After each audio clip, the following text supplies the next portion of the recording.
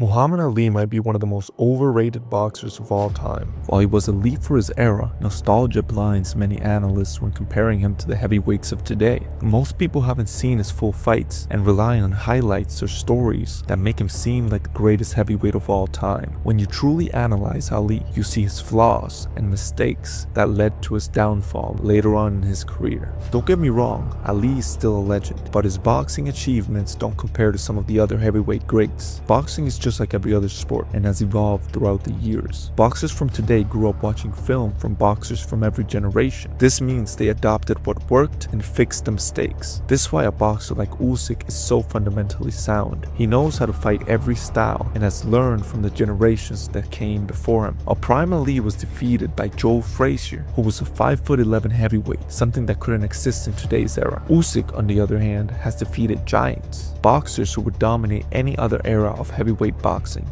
Yes, Ali was ahead of his peers, but he would make basic mistakes like closing the distance with his hands down and would keep his guard low, which left him vulnerable for easy counters. At 38 years old, Ali couldn't compete anymore. He had relied too much on his athleticism, and once that started to fade, he suffered many defeats. Usyk, at 38 years old, is still competing at the highest level, undefeated against elite heavyweight competition, even rematching many of the boxers he has defeated. So this is where I believe the GOAT conversation leads to Usyk and not Ali. If you analyze Usyk and Ali's styles side by side without nostalgia, looking at skill, adaptability, and longevity, it's clear to see which one is the better boxer. Ali struggled against fighters with unique styles. Ken Norton broke his jaw and gave him 3 close fights. Leon Spinks was a gold medalist but had very little pro experience, coming in with only 7 pro fights, and was able to take the title off of him. These are things that would never happen to a fighter like Usyk. Usyk has proven he can outthink and outbox bigger, stronger opponents without taking unnecessary